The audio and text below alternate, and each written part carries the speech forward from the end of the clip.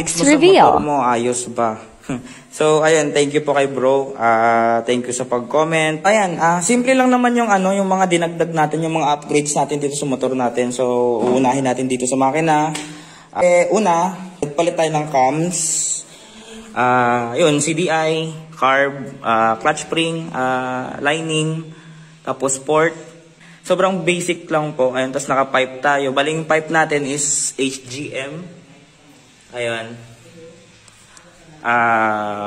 Tapos, delete po lahat ng niyan, ng mga sagabal niyan sa flow. May screen kasi ito sa loob. So, ayun, tanggal din. Naka-regrind tayo na cams. Di ko lang sure kung anong size, nakalimutan ko. Pero sobrang taas ng dinagdag na cams dito. I mean, nasinalpak na cam dito. Yun, thank you nga pala sa cam profile, yung gumawa po ng cam natin sa Manila. Ayun, thank you. Chat nyo lang po kung ano po kailangan nyo sa motor nyo, saan po babitin. Ayun, kasi sa akin, binigyan ko sila ng sukat na dapat ganito yung cam, which is binigay lang din sa akin na sukat ng mekaniko na dapat ganito yung gawin. Pero, tinanong nila ako kung saan po babitin yung motor ko, at either sa rangka ba or dulo. So sabi ko medyo bitin ako ng dulo. Sabi ko pagka sa dulo na, top speed na, puro na lang hiyaw yung makina ko, wala nang So ayan, sabi nila, sige sir, kami bahala, gagawin namin. So bukod sa cam, stock bore tayo ha. Kasi yung iba, sabi nag-bore up daw ako. Hindi po, stock bore lang po to. 72mm. Search nyo po sa may Google. Yun po talaga yung specs ng NS200. Tapos sport, syempre. Tapos clutch spring, clutch lining.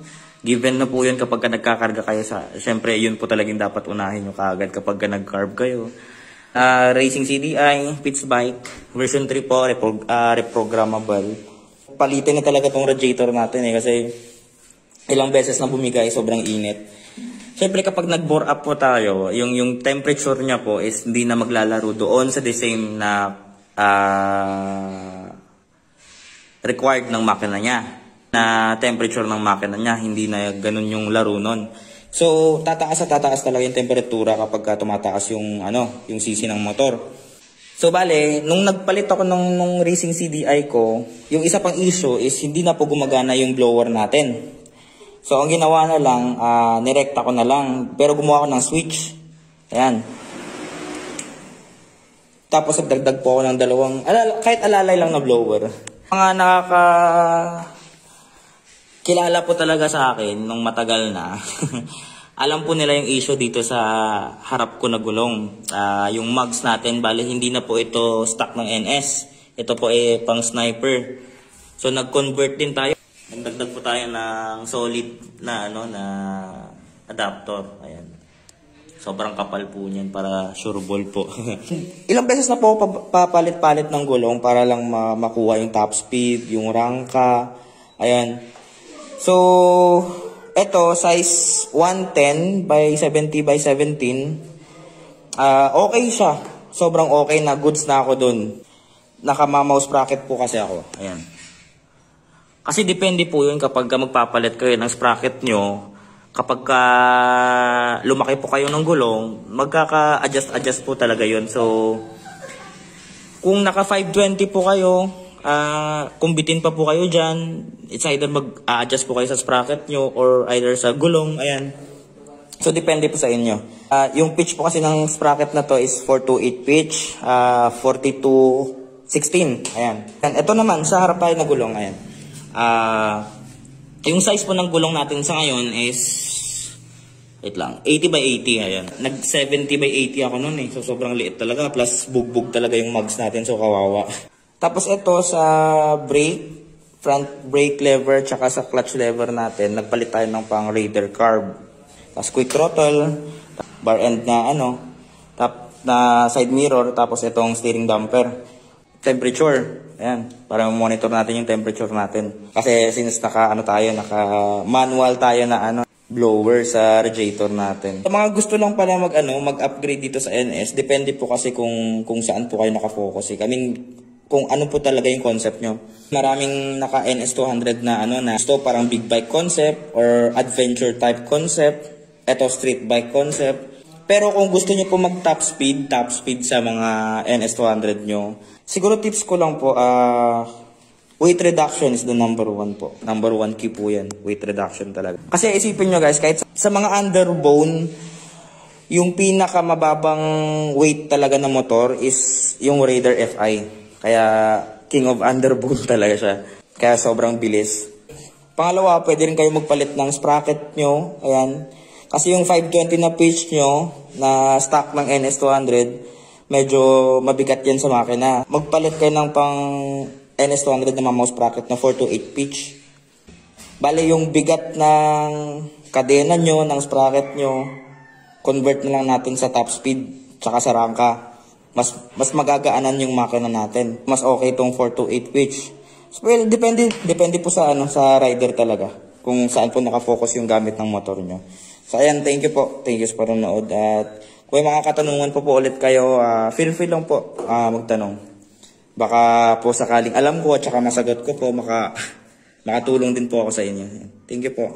Di ko po sure kung klaro nyo mapapakinggan yung cam natin, yung lagatik ng cam natin kasi naka-pipe po tayo ngayon.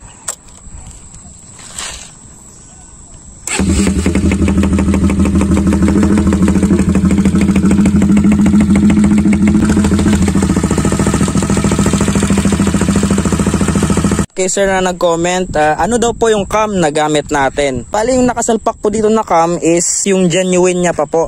Ang ginawa po, pinarigrind ko lang po, tapos message nyo po si cam profile. Ayan, doon po tayo nagpagawa ng cam natin. Ayan po, lalagay po natin yung yung picture dito sa video. Ayan, yan po yung cam na ginagamit natin ngayon. Bali pinarigrind lang po natin, pinadala po natin yung cam natin doon sa Manila, tapos doon po nila ginawa. Tapos after 4 days, 5 days, ayun, mabilis lang po, sobrang bilis po ng transaction namin. Kaya agad-agad na nagamit yung motor, agad-agad na nasalpak namin, na testing, na tono. Tapos bibigyan po nila kayo ng sukat, ano po yung tamang gap sa valve clearance nyo po sa intake tsaka sa exhaust. Basta kausapin nyo lang po sila, sabihin nyo lang po kung saan po bitin yung motor nyo. Kasi sa akin, hindi ko po kasi masabi kung anong sukat ng cam yung sinalpak natin dito. Pakinggan nyo na lang po. Pero di ko po sure kung klaro nyo mapapakinggan yung cam natin, yung lagatik ng cam natin kasi naka-pipe po tayo ngayon.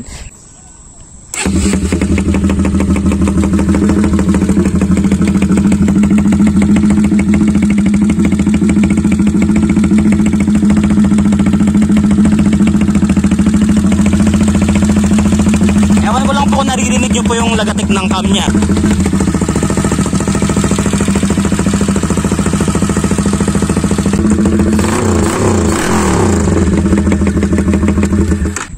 Pagka minor, mahirap po talaga itago yung yung lagatik ng cam nya. Pero kapag binibirit nyo na po yung makina nyo, kapag tumatakbo na po, ayun po wag advice ko lang po sa mga sa mga newbie lang po na paras din sa akin, na syempre binibigyan lang din po ng advice ng mga solid na mga mekaniko natin na hindi po tayo pinapabayaan palagi. Minimize nyo lang po na ibomba yung motor nyo kapag naka-racing CDI kayo, yung hindi po siya naka-set sa limit na dapat kung hanggang saan lang, kasi lalo pa po kung hindi pa po kayo nagpapalit ng ng valve springs nyo, yun medyo delikado po yun, lalo pa kung mataas na yung cam nyo, kasi baka mamaya magkasalan na yung yung balbulan nyo tsaka piston, baka you may kiss the bride na yung kakalabasan ng makina nyo. May nagre-rev po dun, no? So ayan po, ulitin ko po, konting recap tayo. Sa mga magpapagawa po ng cams nyo, pwede po yung genuine cam nyo, yung urig nya po, pwede po yun ipa-regrind. Send nyo lang po kay cam profile, pwede po. Gagawin po nila yung the best na kung ano po yung hanap nyo sa makina nyo. So ayan po, once again, thank you po sa panonood sa mga videos natin, at please po pa-support na lang po sa sa page natin, tsaka pa-follow na lang po dito sa may TikTok natin, kasi abangan nyo po yung mga additional po na build po natin dito sa makina natin kay Tisoy. Tsaka sa YouTube po natin, huwag nyo po kalimutan mag-subscribe. Dito na rin po sa sa Enduro natin. Abangan nyo po yung mga modifications din po na additional dito sa makina natin, kasi Kasi sobrang bitin pa po talaga tayo dyan eh. Kaya, ayan. Thank you po sa panonood ulit. God bless po. Race safe, tsaka ride safe po sa lahat. Ayan, thank you. So, ayan mga lods. Kamusta daw po yung fuel consumption ng NS200 natin? Na medyo may slight karga. At sinamantala ko na, dinala ko na rin pati yung enduro natin kasi gagawa rin ako ng video mamaya. At sinamantala ko talaga kasi may, may driver tayo. Balik tayo. To be honest po, yung fuel consumption po ni Tisoy, bigyan ko lang po kayo ng konting background. Kasi nung dati, binabiyahe ko po to ng 30 kilometers away po dito sa, ayun, sa lugar namin. Nagpapagas na po ako ng 100, mga ganon. So, mga 1.2 liters yon dati. Nakakabalik pa ako pa uwi. Nung binyahe ko siya ulit doon pabalik, nung nagpalit na ako ng carb, ayan, karga-karga na. Sa madaling explanation po, lagay na lang natin, siguro 1 liter is to 27 na siya ngayon. Ganun po siya ka gastos ngayon sa gas. Pero, tiis-tiis lang kasi doon tayo masaya eh. Sa carb po, yung gamit po nating carb kasi, wait lang, yung stock po kasi na carb ng NS200 is diaphragm type. Which is malakas naman pero iba po talaga yung bigay ng mga flat slide tsaka kahit yung round carb po. Bibigyan ko lang po kayo ng konting explanation po about sa round carb tsaka sa flat slide kung alin po ba talaga yung nagpapabilis sa motor. Well, sa totoo lang po, same lang po silang mabilis. Makakapagpabilis ng motor nyo. Nagkaiba lang po ng flat slide sa round carb. Yung purpose po ng flat slide is para responsive po yung acceleration nyo, yung throttle nyo po. Kaya mas ginagamit po siya usually talaga sa sa karera. Kasi yung response niya po, yun po talaga yung mabenta doon. Bale nagkakaroon po sila ng ng diferensya sa flow, sa airflow po, papasok doon sa makina nyo. Dahil yung flat slide po is konting distance lang po yung tatakbuhin ng mixture ng hangin tsaka gasolina doon papasok po sa makina nyo. Doon sa round carb po, medyo syempre bilog po siya. So medyo kumbaga times 2 or times 3 po yung tatakbuhin pa ulit ng flow ng mixture ng air tsaka gasolina papasok sa makina nyo. So medyo kahit konti lang po, medyo delay po yun. Mga point something lang po yung diferensya nila. Pero yun po yung advantage talaga kapag flat slide. Tsaka sa experience ko lang po talaga, mas masarap po kasi talaga paglaruan yung silinyador nyo po kapag nakapag flat slide kayo kasi sobrang responsive po talaga. Same lang din po ng ginawa ko dito sa may enduro natin. Naka flat slide din po ito na 28 and tapos ayan, teaser po tayo konti kasi abangan nyo po yung mga isasalpak ulit natin, mga ikakarga ulit natin kay Tisoy. Na lang po, paki-follow na lang po ako dito sa may TikTok account natin. Tsaka huwag nyo pong kalimutan mag-subscribe sa YouTube channel natin. Tsaka sa bagong Facebook page natin na Unico Moto 25 Official po.